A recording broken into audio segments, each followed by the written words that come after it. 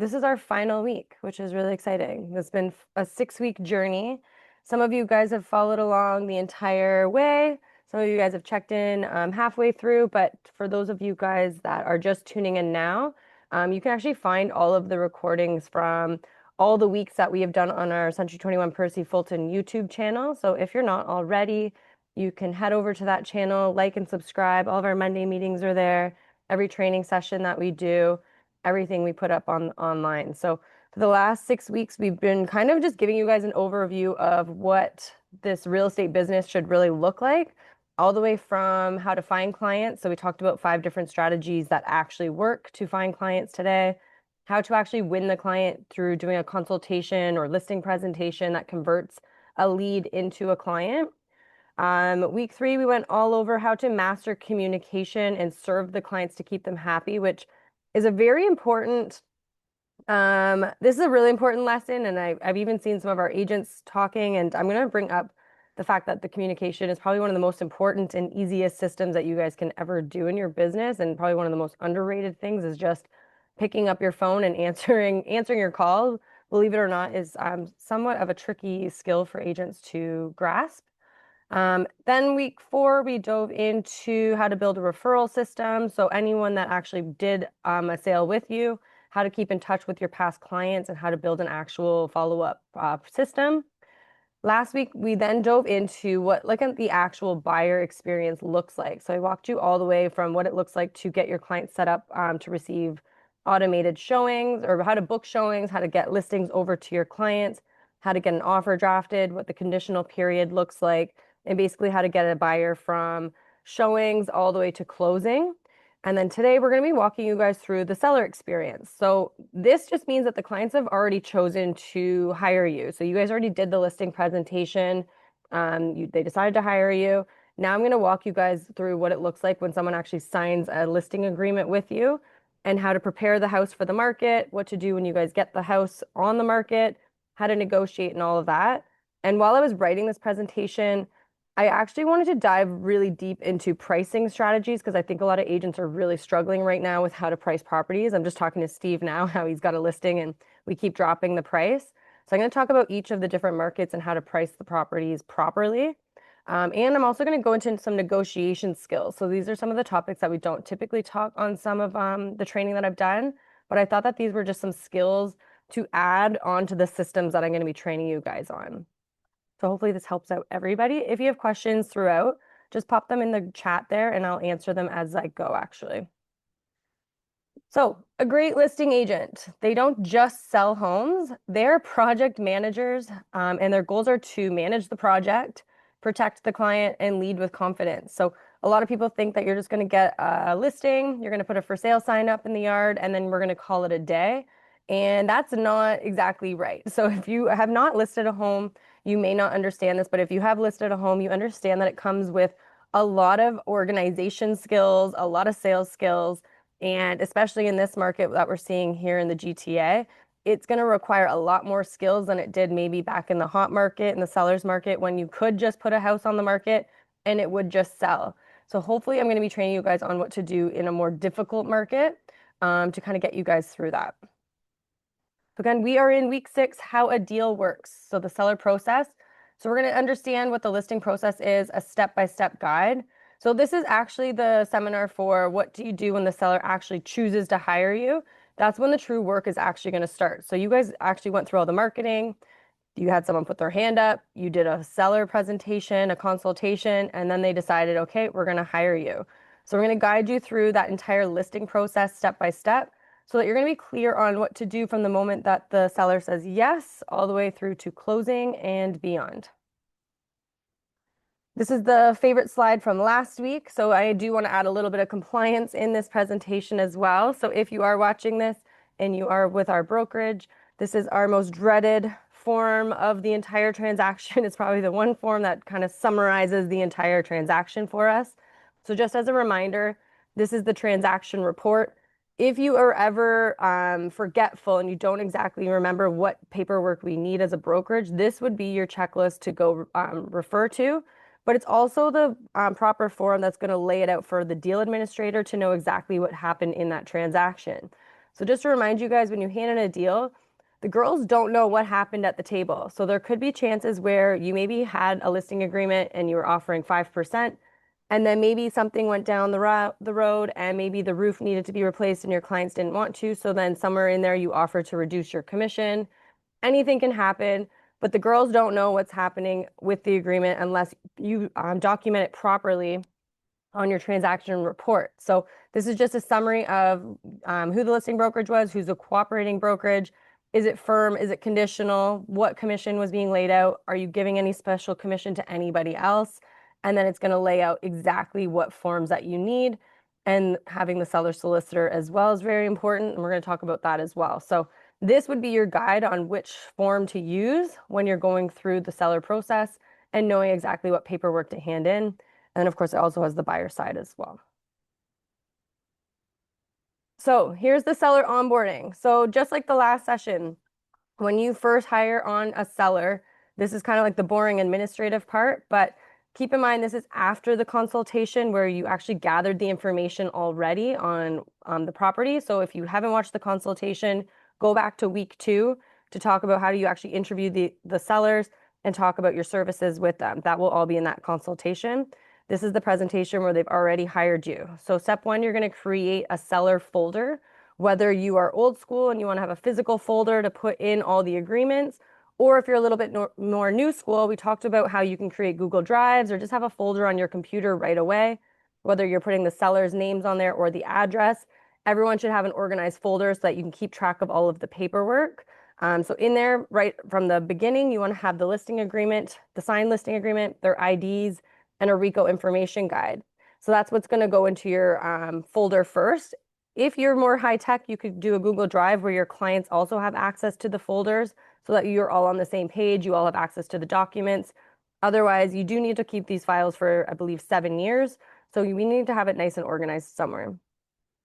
Once you hire them, I think it's important to then send out a welcome email, kind of like what we do at the brokerage. When you sign in as a new agent, you'll get a welcome email just laying out different links and important places and what our hours are and how to communicate with us.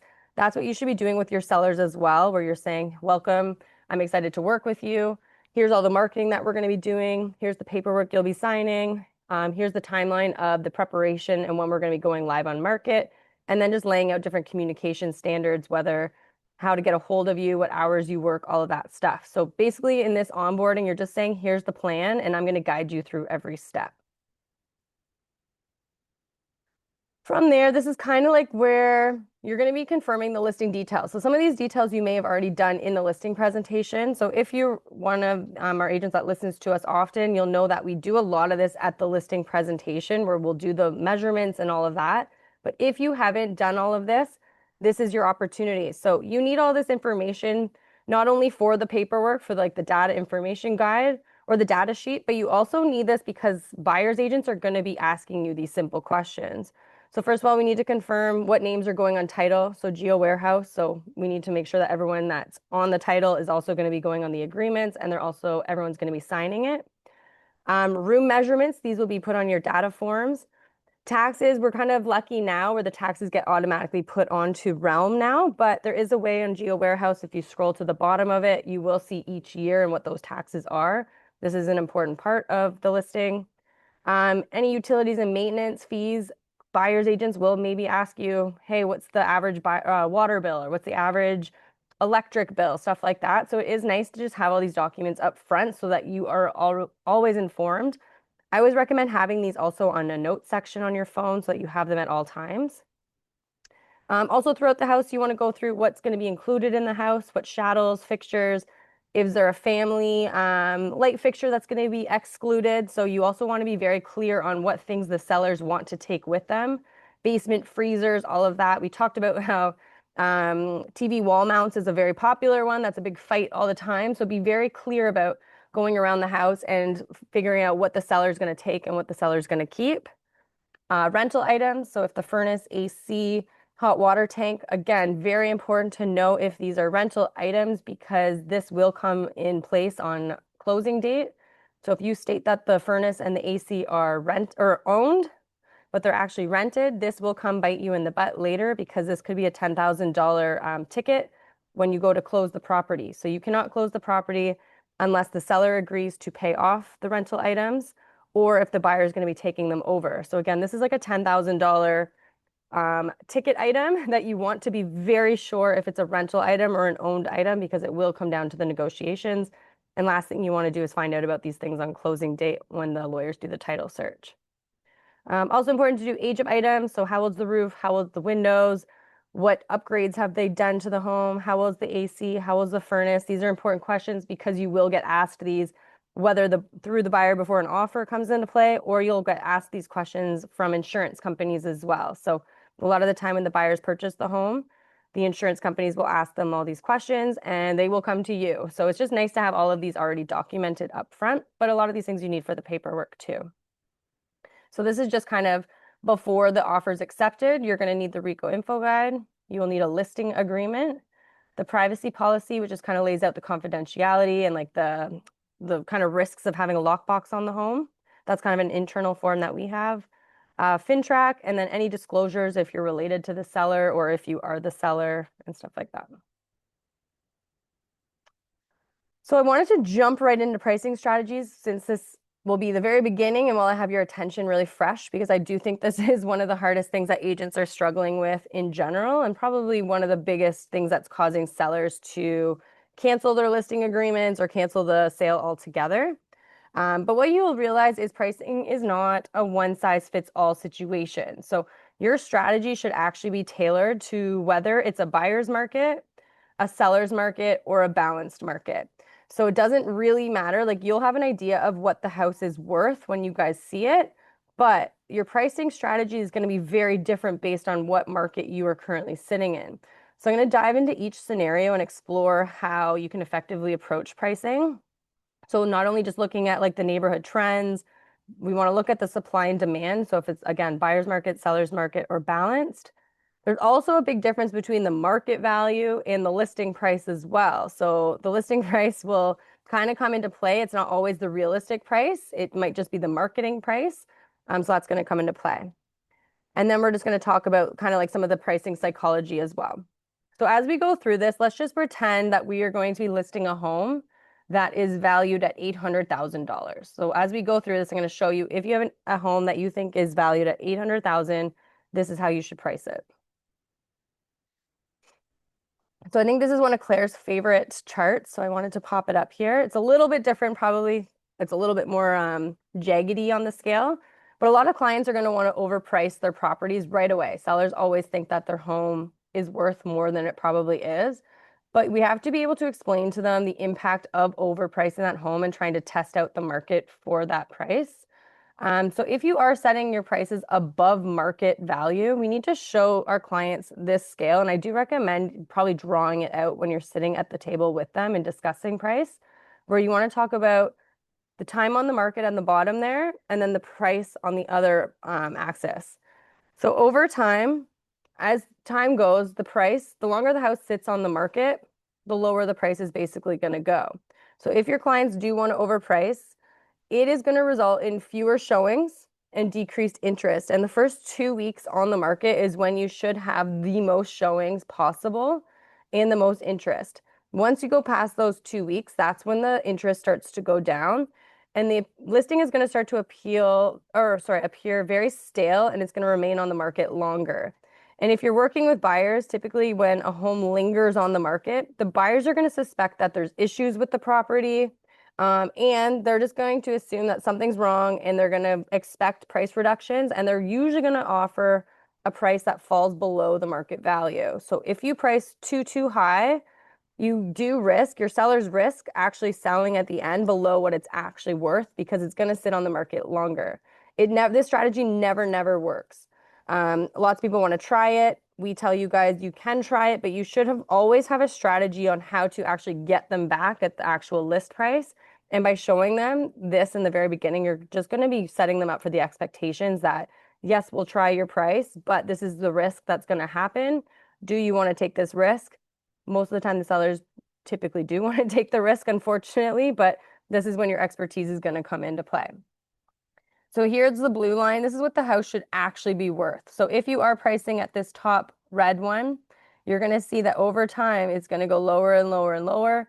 And then that final bottom one, that's where the final sale is going to end up. So instead of just pricing right away, getting the price and the clients to submit an offer at that price right away, you're just losing out. So a correctly priced home at the beginning typically sells more quickly, and you may experience a slight decline if no offers are received, but the impact is way less than if you overprice at the very beginning.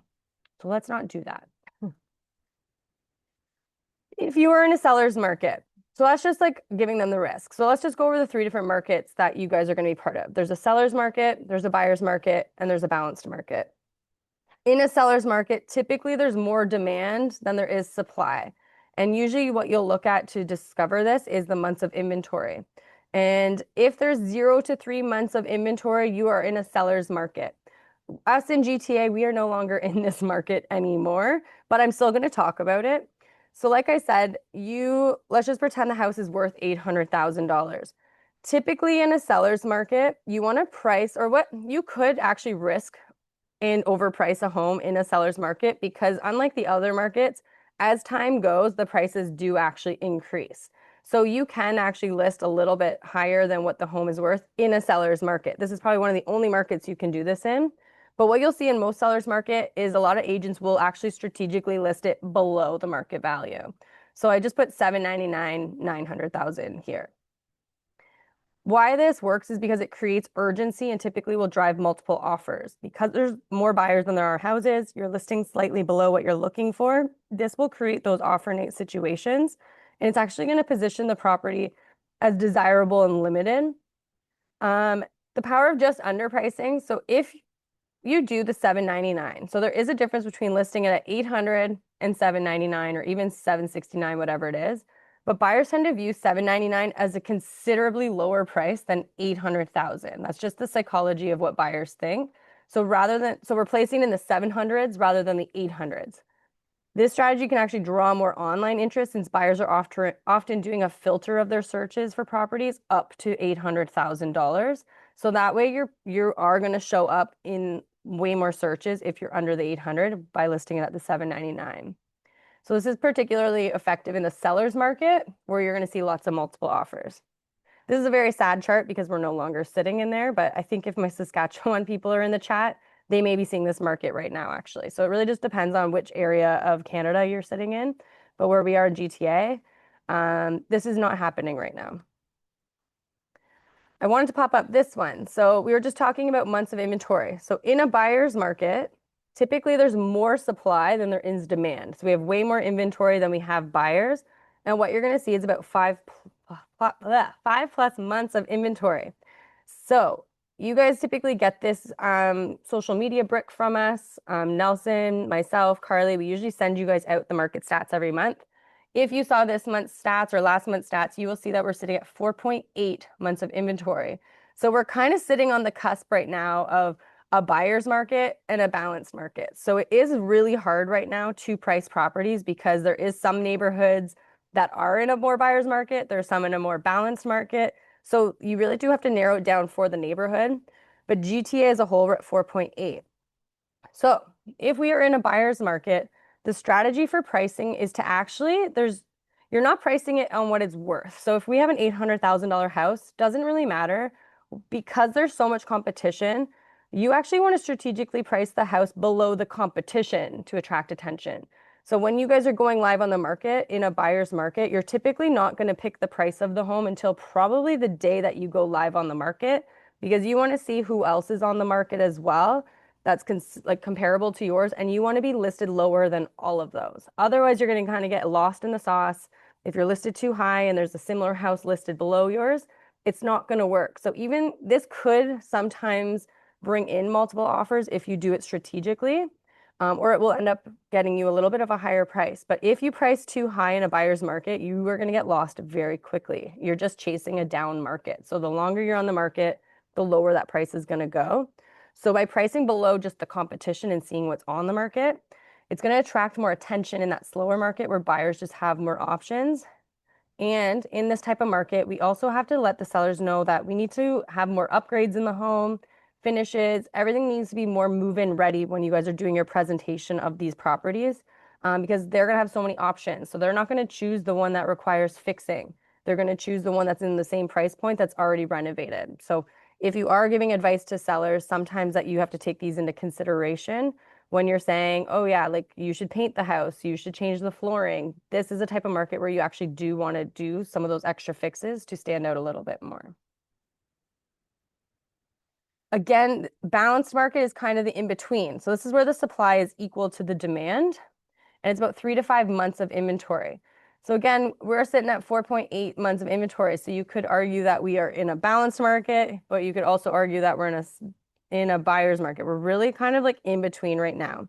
But if you are in a more balanced market in your particular neighborhood, listing it at a more round number is actually going to convey more confidence in your value. So in the seller's market, we said list it in the 799 if it's an $800,000 home. If you're in a balanced market, you actually want to price it exactly at market value. So you don't want to go above or below. But if you're listing at 800,000, this is actually more memorable for the buyers and the agents because there's going to be a lot of listings that are like 699, 799. If you're listed at 700,000, 800,000, it is actually psychology shows that it's a little bit easier to remember this number and you'll be like, oh, that house that was listed at 800,000 and easier to discuss. So when you're in like a sea of a whole other bunch of showings, for some reason, the even numbers just stands out a little bit more. These numbers will also be more visible when you're searching for properties priced up to 800,000, as well as those that are looking above 800,000. So it's kind of like this nice little number for that balanced market. And when you list it exactly at that number, it also just signals some confidence as the agent and aligns with the fair market value. In this type of market, I would say we're kind of sitting in this, and again, Steve and I were talking a little bit about this earlier without talking about it, but when you have a listing in this market, you really need to be monitoring the activity very closely because a tiny small adjustment is normal if the interest is low or high. So you guys kind of don't want to wait too long to make any price changes. If you're in a balanced market and you notice that you're getting no showings right away, that is a very key indicator that they do not agree with your price, and you don't want to wait 30 days to do a price change. You almost want to wait a week and do it right away to make sure that you are on balance and you're not waiting too long. So these are the types of clients and sellers that you actually do have to be in contact with quite a bit to make sure that you are not falling behind and making sure that we are always making quick updates, changing the photos, changing the words. This is the type of market where you're going to be doing tweaks more often than the other ones. Other additional pricing tips. So again, be prepared to adjust the price if the showings or offers indicate misalignment with the market. So we usually have a 21 days, 21 showings. So if you have a listing that's been on the market for 21 days, or you've had 21 showings, whatever comes quicker, and you do not have an offer, then we need to start to have conversations with the sellers. So if they did at the beginning say, hey, I want to test out this price and it isn't overpriced, the way to have an easier conversation about reducing the price is by talking about the 21 days rule right from the get-go. So you can say, no problem, seller, we're going to try your price, but if in 21 days or 21 showings we do not see your price, we are going to be having a conversation to reduce it. So we always want to have it in the forefront that if something isn't going to go right, we will be having that conversation because then when it does happen, they've already had the expectation. But if they want to list high and you're like, yep, no problem, it's going to sell, and you're almost way too positive, it's going to be really hard for you to try to get that price adjustment in 21 days because you believed in that number at the very beginning, and they're going to say, well, you told me that we could get that number, and they're going to leave it. So be very cautious about your conversations that you have with sellers at the very beginning. In this market, I wouldn't even wait 21 days. I would probably do a week or even like 2 weeks. If you're not getting any showings at all, don't wait 21 days. Make a quick adjustment because you want to keep things moving. Always use comparable sales and current active listings to justify your strategy. Don't go back last year, 2 years ago, even 6 months ago to pick your price. You need to go based on like what's currently actually happening in the market versus what your clients saw that their neighbors sold for the year before. So be very cautious about picking prices based on feelings and all that stuff. Okay, anyone have questions on pricing? Was that pretty correct? Okay.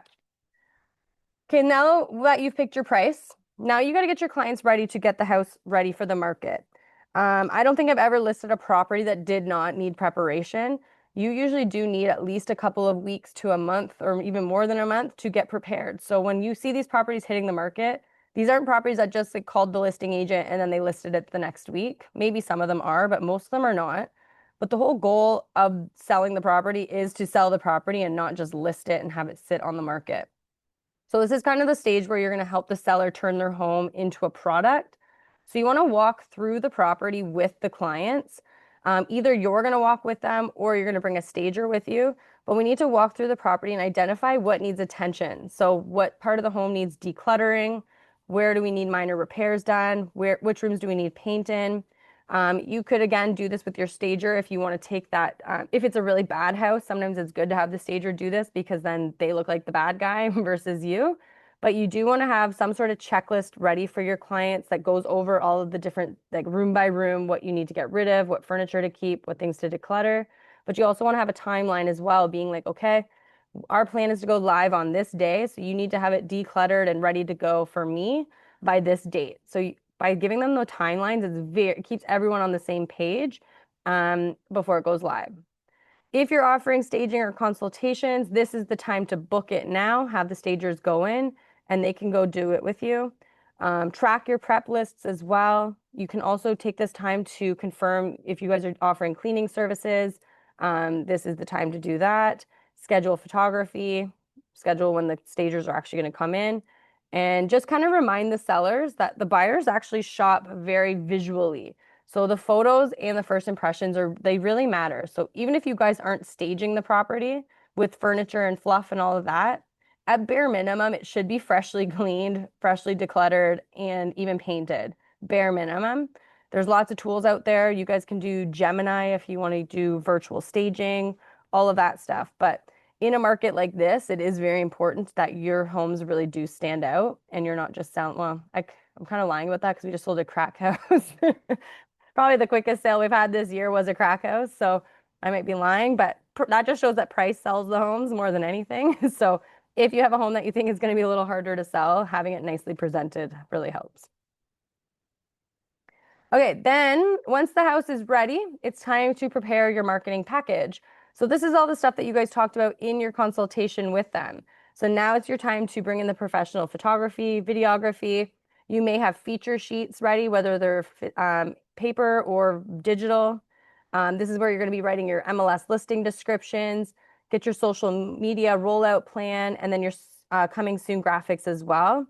All of you guys know that the coming soon advertisements, if you start doing the coming soon, you need to have the property on the market within 3 days after you start promoting it. So don't start doing your coming soon marketing the week before. Make sure you're doing it 3 days before you go live on the market. Otherwise, you're going to get in some trouble. So this is like the really important phase. This is how you're getting the marketing set up. This is where your branding and your consistency as an agent really do shine. So don't just post the property once, create a full rollout plan across the platforms for this property because your clients are going to be looking, especially in a slower market. If you're with Brokerage, Fulton Front Desk, these girls will help you. They can order your photography for you. They can help broker load the property for you. Your coming soon signs, if you need for sale signs, all of that. If you email fulton.frontdesk, they will help you order all of those signs and everything to go. So you don't have to do all of this stuff on your own. You guys have a whole admin team that's going to help you as well. Then when the property you've got the photos done, the staging's done, everything's ready to go. This is when you're going to broker load it to MLS. So like I said, you can email this over to fulton.frontdesk@century21.ca. They're going to assist you with taking the documents and uploading it to MLS. Then you're going to take those photos and everything. You're going to post it to social media, your website. You're going to email your database, send a WhatsApp blast to the agent database that we have as well. So make sure that as soon as you guys get that property listed on the market, you start marketing it right away. You also need to send your showing instructions to the admin. So this is kind of the boring parts of the listing, but all the important things. But you want to make sure that the admin knows exactly how the buyers can book showings. So this is also done on Broker Bay. So you have to decide, is the seller confirming the appointments? Are we auto confirming the appointments? Should we be giving, do you want your clients to be notified when there's appointments? So we need to have their emails and their phone numbers set up. Is there a lockbox? Is the lockbox in a parking lot, on a tree somewhere? Should we be taking pictures of it? So we want to make sure that we're very detailed with our showing instructions, especially if you guys are listing condos. I'm sure you guys have been to condos where they'll say go to P1 and it's the second rack with the red ribbon, and there's about 50 other ones that are like that as well. Be very descriptive and try to stand out when you have lock boxes in that situation. The easier you make it for the buyer's agents to go see your property, the better experience it is. Because if they're all stressed out because they've just spent 30 minutes trying to find a lockbox in a parking lot, they're going to get to the condo and be exhausted already, and that's going to be the main conversation. So make sure that you're making the showings very easy and accessible. You also need to let your your sellers know they have to be very open with showings. So if they've got a dog, if they've got kids, they need to be not rejecting showings, especially in a market like this. So let them know that anytime a showing comes, we have to be as flexible as possible because we want as many people through the doors as possible.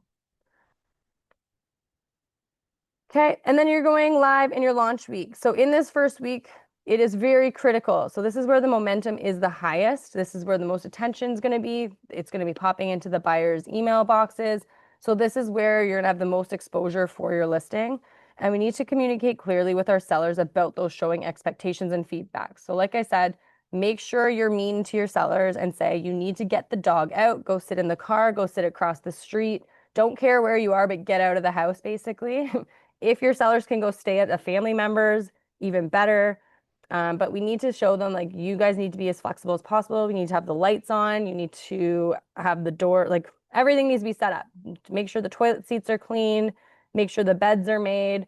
You need to have almost a checklist for your clients to get them ready for showings as well, because you're not going to be there to be setting up every single showing. Your sellers all have to participate in this as well.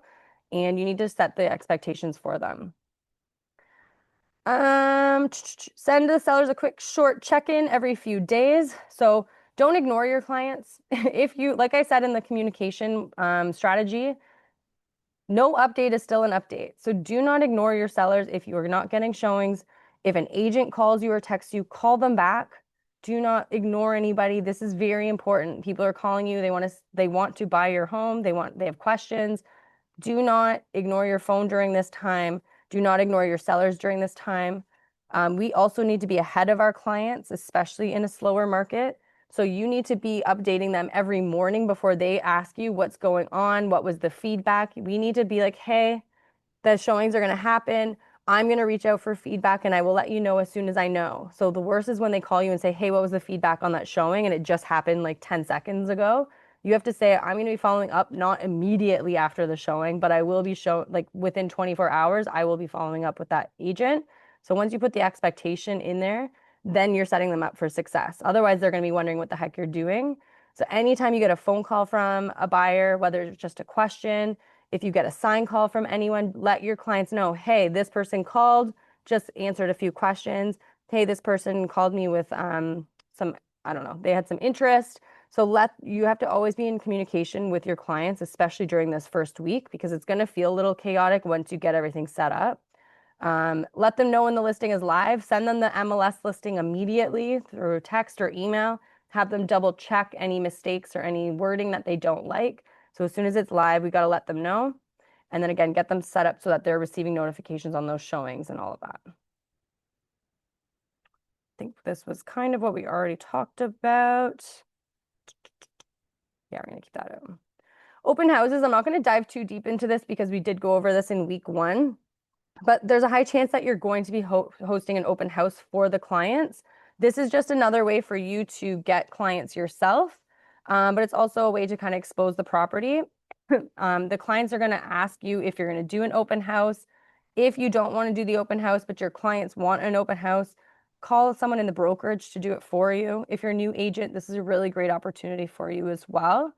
But you want to prep it like it's like an event.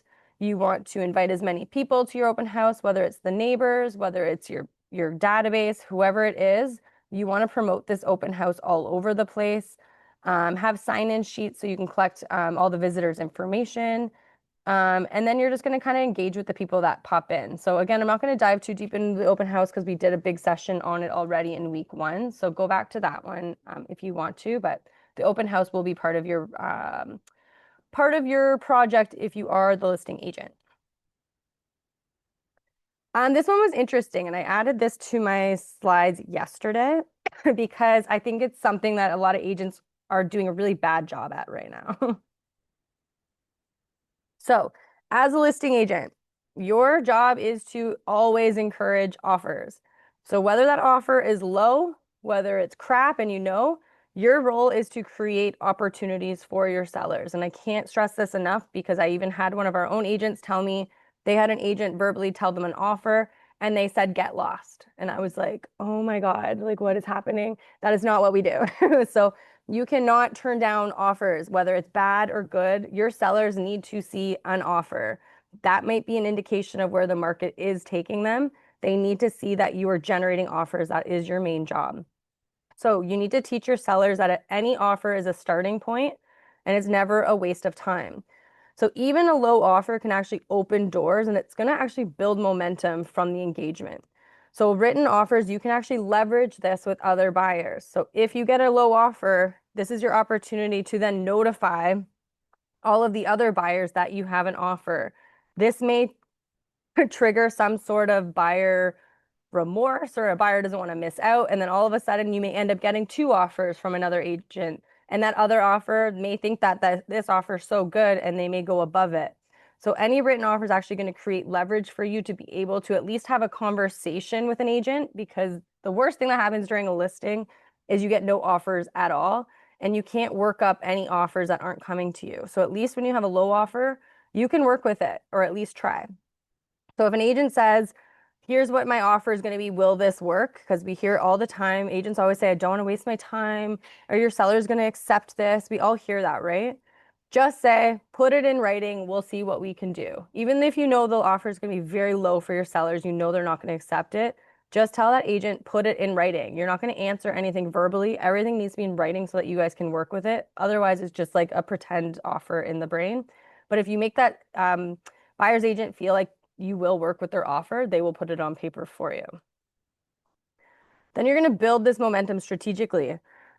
So, sorry.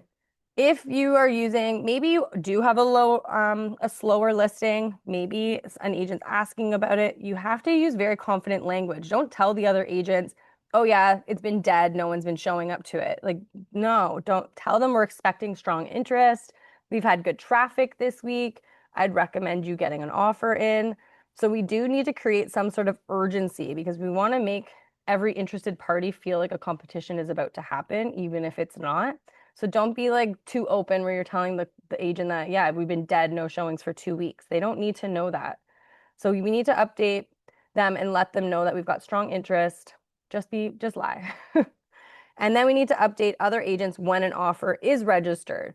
So anytime you guys get a new offer, like I said, we're trying to create opportunity. So you get an offer, you notify all the other agents and see if you can prompt action from another buyer. With timing is also very important. So you kind of have to read the room and read the listing. And I actually went over this strategy with my clients yesterday, where we decided to drop the price a lot lower than what we had it originally. And they said, great, are we having an offer night? I don't know if this is the right price yet. So all I said is if we have high interest in the first couple of days, we're going to set a presentation date. But if the interest is low, we're not going to have an offer date because it's not going to work. So if you notice that you have a listing and you listed it at a certain price, you didn't have an offer date, but you're getting lots of showings, set an offer date because that can kind of control the momentum of it a little bit. But if the interest is slow and you're not getting offers and all that, you may actually have to host another open house because your sellers need to know that you're doing something for them, or we need to allow more showings before we decide on an offer date. So you get to control the pace a little bit and not the market. When you're managing multiple offers, which is very rare these days, but if you are, you have to communicate clearly with all agents. This is just you do have to follow the rules with RICO. You have to let all agents know that you are receiving an offer when you're presenting it and all that, and be very clear with them. So when you are handling multiple offers, sometimes it's not always about the price either. So you need to take into total consideration of the price, the conditions, and the closing. Us sisters, I'm laughing. I'm saying this because we just had a listing where we had about 6 offers on the table for this property, and they had a certain price in mind. We got them the price in mind, and then they said, no, we don't like the closing date of that high price, but they liked the closing date of the lower price. So in our minds, we thought that the price was the most important to them this entire time. But in reality, the closing date was actually the most important. So sometimes your sellers will actually take a lower price for a quicker closing date. So you do have to be very open with your clients. Like it's not just about the price. Sometimes they have other things that are more important to them than that. So when you're presenting the offers, you have to go through every single detail with them and figure out what they're looking for. Also, when you're doing multiple offers, stay professional. You need to be a calm and confident advisor. You have to keep your emotions out of this game. It's actually with any offer, keep your emotions out of it. Don't, if you got a lower offer than you told them, that's okay. Just go in with confidence, steady, focus on the facts and leverage that with them. But don't ever get emotional. Sometimes you can be a little upset with them and just say, yeah, I'm upset that we're not getting our price either, just to show you're on the same side as them. But never get emotional with your clients or even the other agents. I've seen tons of agents get really upset, especially in multiple offer situations if they're losing and they want to yell at you, and then you feel bad, and then you feel like you're going to RICO jail. There's all these different things happening. But at the end of the day, you do just have to keep your emotions in check. This one's really important too, keeping the communication open, especially in a market like today. So if you did get an offer and you declined it or that offer expired, always follow up. Always, always, always, always. We have one right now that we've been following up with for 2 weeks on a listing. So you just have to say, my sellers are still open, like to reasonable offers. So call them the next day, call them 2 days. Be like, if you're not getting any offers, but that was maybe your best offer, always check in with that buyer's agent and follow up. Sometimes the deals often come together days later when you leave those doors open. So don't just say, yeah, my clients are never going to work with your offer, because in a week from now, your sellers may be like, oh my God, we're not getting any offers. We're not seeing that price again. And you just pissed off that other buyer's agent. We want to keep the communication open. We want to let them know that we are still open to working with them. We just may have to continue to do a lot of follow up to get these guys back to the table. So sometimes that persistence actually creates those second chances. And many lost deals actually are revived just through a simple follow up. So even if you've rejected offers, keep checking in. If you're a buyer's agent, same thing. If your buyer's offer got rejected, follow up in a couple of days with the seller's agent. Be like, hey, just checking in. My buyers are still interested. A lot of agents want to say, nope, my sellers will not take your offer. My buyers are not interested. And we put our egos up and think that we're doing our clients a good job. No, we need to follow up with our tail between our legs and be like, yes, we want your offer back, and try to get it back to life. Reframe low offers. Again, don't reject low offers, use them strategically. So you can say to your clients, or you can say to the other agent, usually it's to your clients, but it's not the number that we wanted, but it tells us the market's response. So this may actually be the market value, and you need to let your clients know and be very honest with them, saying this isn't the number that we wanted to see, but this is just what the buyers want to pay for your home. Then you're going to counter smartly. If you get a low offer, don't just say no, thank you, don't want to deal with it. Always counter offer that offer. So if you get a low offer, counter it back $200,000 more. Whatever it is, send a counter offer and keep the ball rolling. You never know. You may meet somewhere down the middle. It may be 6 signbacks. It may take you 2 weeks. But sometimes you can actually get a deal to come together just by signing back over and over. So if you're in this market, it isn't like what we saw 2 years ago where you would do one offer, maybe one counter offer, and it was accepted. You may be doing weeks of counter offers, and your offers may be all crossed off, and you may actually have to redo a whole new offer because you've signed back so many times. But keep going back, keep the ball out of your court. You always want to throw it back. You don't want to be the one that lets the deal die in your court. If it doesn't go through, do the follow-up strategy that we just talked about. But usually that first number isn't the problem. It's just the start of the solution. So again, just to kind of give you guys the bigger picture, the goal isn't just to get an offer, it's to create an environment where offers build on each other. So again, we want to try to either get multiple offers, we want to get momentum going, we want to keep everyone happy. So keep that offers going, and your tone, your follow-up structure, that's all what's going to determine this outcome. Okay, now let's just pretend in our heads they submitted the offer was accepted. As a listing agent, you will send them the offer acceptance, but then you're also going to take a step further and you're going to send them the deposit instructions. So it's going to be up to you guys to get the deposit instructions from the brokerage, email it over to the buyer's agent, let them know when the buyers go to do their deposit to have a photo of the deposit receipt and send it to us and the deal admin. It's all on the offer deposit instructions. Then you're going to send the receipt. Hopefully Heather's going to give you a receipt, which you're going to keep for yourself, and you're going to send to the buyer's agent so they can give it to their clients as well. And very, very, very important is the status on MLS. So if you're a listing agent, you have to have the status on MLS updated within 24 hours. So when that deposit is received, the girls have to update it. So keep an eye on MLS. If you don't have editing capabilities, make sure that the front desk is on top of it as well to ensure that they're putting sold conditional, sold firm, whatever it is. It is your duty to make sure that the MLS status is updated. Otherwise, you might get like a little notice in your email saying you didn't update it. You're going to Treb jail. I don't know. But we don't like to see those emails. Then you're going to send in your agreement to the deal admin to make sure that they have it for their records, whether it's conditional or firm. Then let's just pretend that you guys have a conditional offer. So once the offer is accepted, your role kind of shifts to managing the conditions. So you're going to kind of keep your seller and your team informed of deadlines. There's not a whole lot that you guys are going to be doing other than kind of just having a timeline and tracking the dates that everything is due. But you may have to assist with getting appraisers in the house. If they're doing an inspection, you have to allow them access to the home and let your sellers know it's going to be like a 3-hour appointment. If your clients are also purchasing a home, you may have to send them the agreement of purchase and sale. If you're doing a condo, you're responsible typically for getting the status certificate. So as soon as that deal is accepted, go online and order the status certificate right away. Don't wait 2 days to go get it done. Go online, order the status certificate right away.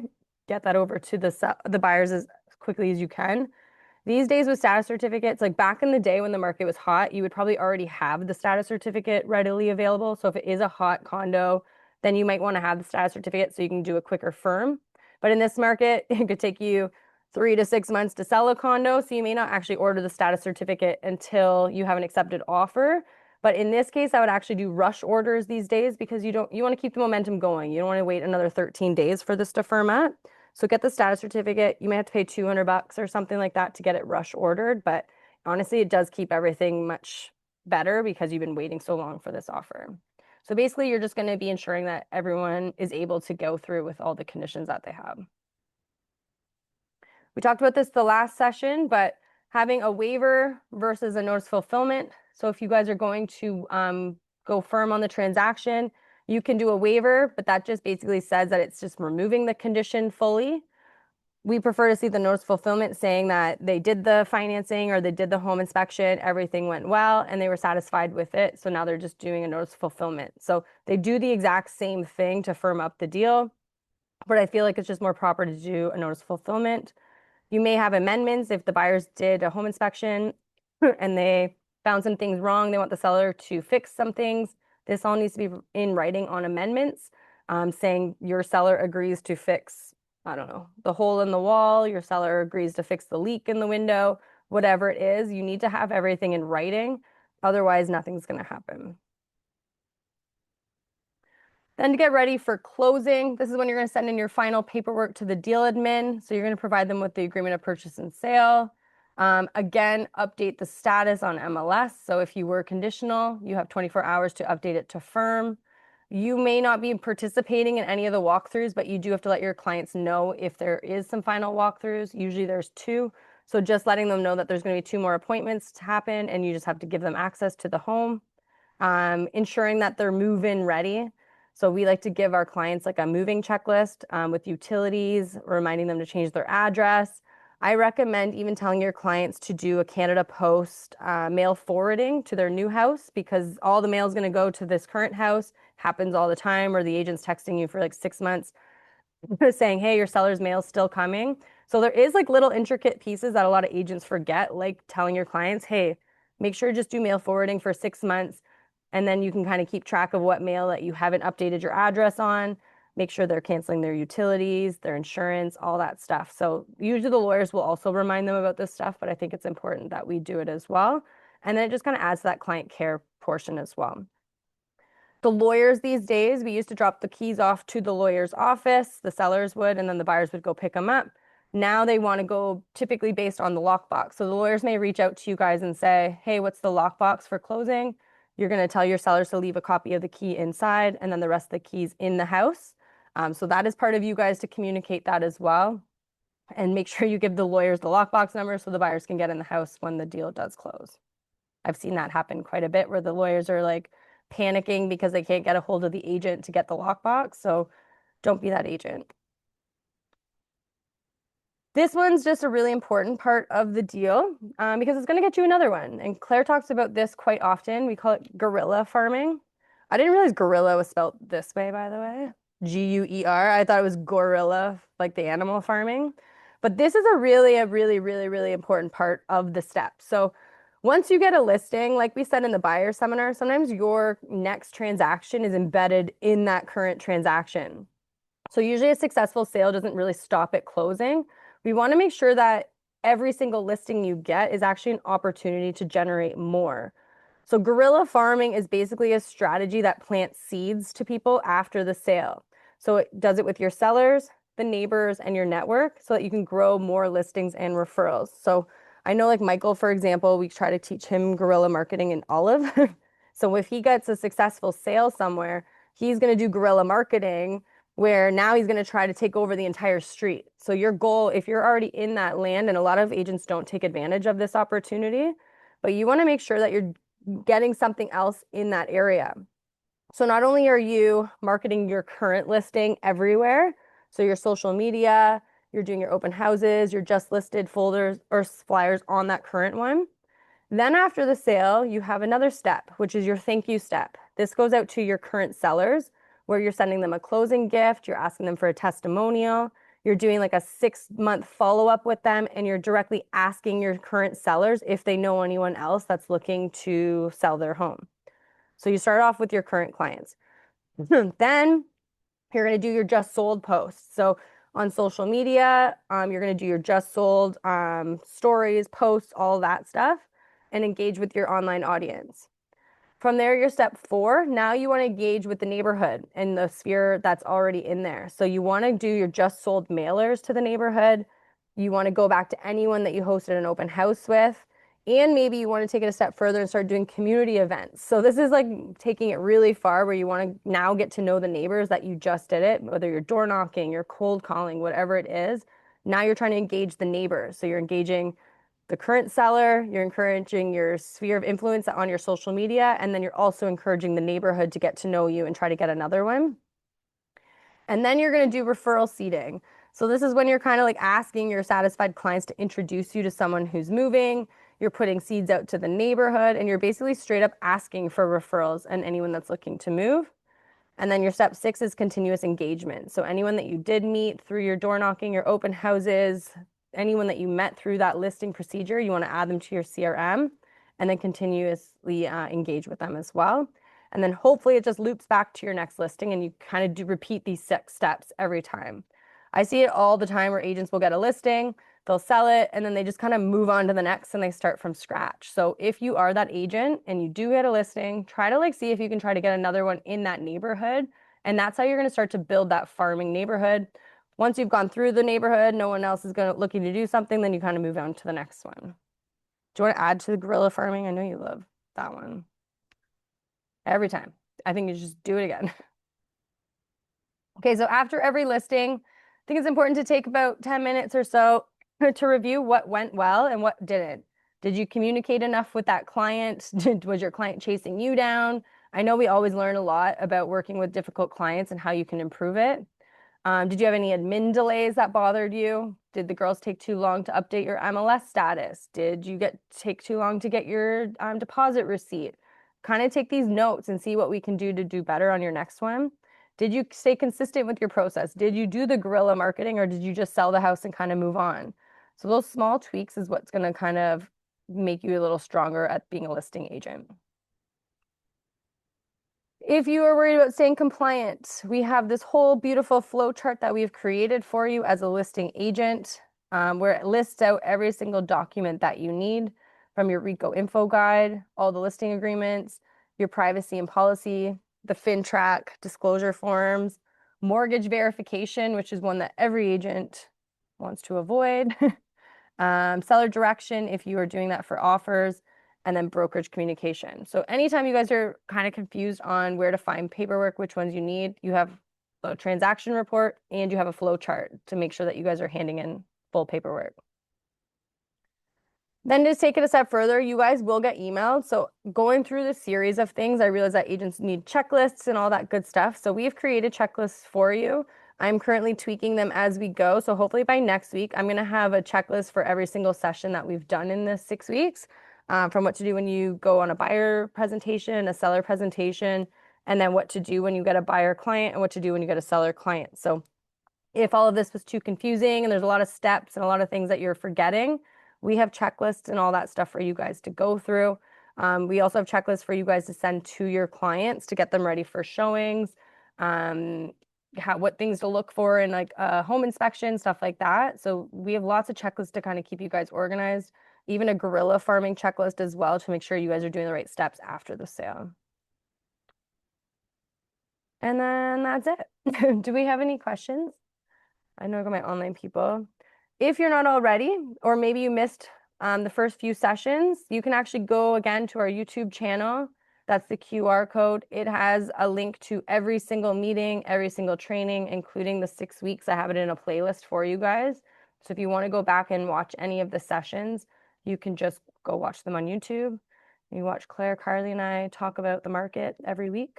And yeah. Let's see. Someone asked, are we responsible for the status certificate? I think as a listing agent, it should be part of your services. That could be debated. Sometimes you might get a buyer or a seller that's like on the board and they have access to go get the status certificate. I have had that happen, or the sellers are just on top of it and they purchase it. But for the most part, I think most listing agents do pay for the status certificate up front. Maybe you ask the clients to pay you back. Not sure. But I think it always just feels nice when you take over that cost for them. Does anyone pay for their stat or not pay for their stat certificate? I don't know. Does anyone not pay for them? I haven't seen it. Yeah. Do you pay for it, Susan? Yeah. Yeah. I learned that actually from I was in real estate school actually, and Joyce, she was my instructor, and she taught me that she pays for it up front. And then I just kind of took it from my broker school and went with it. Ryan Dodd, he's in a smaller town, Ontario. They make the sellers pay in capital letters. So I guess maybe it just depends on your services that you guys offer. If the seller pays, maybe the buyer's agent sometimes pays in certain situations. Tess asks her clients to pay for it.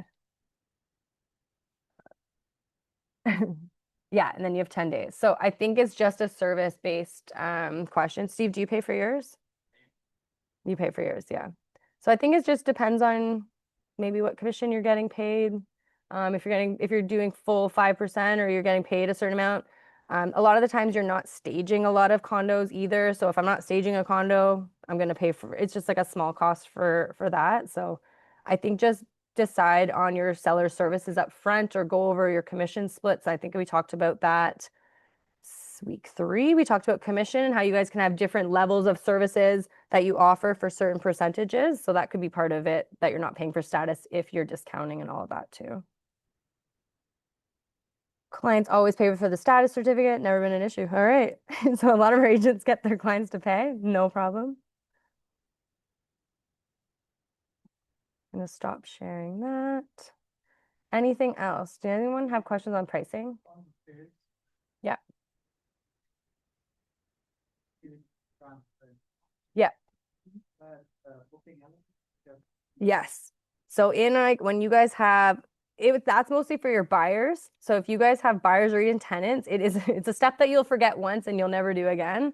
But if you guys have buyers, we always have like a moving checklist that we send off to our clients, especially with elevators, and we'll say, before you move in, make sure you book your elevator.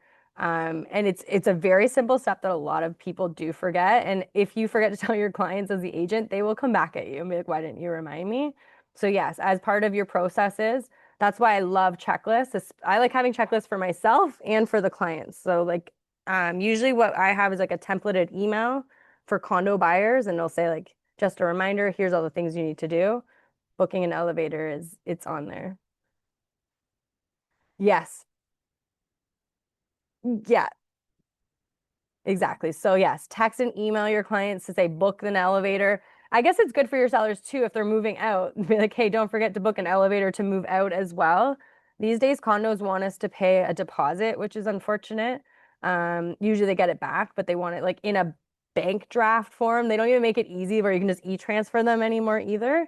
That's another cost also I'm seeing with lockboxes and listing agents too. I don't know who's taking that cost on, but someone was telling me there was a lockbox fee was like 100 and something a month, Sanic. So you guys have to have that discussion up front too. When you guys are putting lock boxes on for showings at condos, the condos, a lot of them are charging a monthly fee to hold it there. So decide if your clients are paying for that or if you are. Hopefully, I don't know. That's a tricky one too. You could be like, I'll pay for status certificate, you pay for the lockbox, something like that. I don't know. So that's a new one that we're seeing. Or deposits, I think, for lock boxes too. Who pays that? I think we've left the lock boxes typically up to the seller, to be honest. We'll say you have to go down, tell the security you're selling. If they want us to send them anything, let us know, kind of thing. So we do try to tend to push off the lockbox instructions for them. As you guys know, we Amazon lock boxes to condos too, especially if they're downtown, so we don't have to go there. So there's lots of different ways. Um, anything else? I think that's it. Okay, guys, so that's week 6. I don't know what's next, but that was your back to school for you. I'm going to be sending you guys out a nice written document summarizing everything with checklists and stuff so that you guys can put it all together. You're going to get a new listing presentation, which is now your consultation with just questions instead of a presentation. So keep an eye on your emails for that. Okay, bye, online world. We will see you later.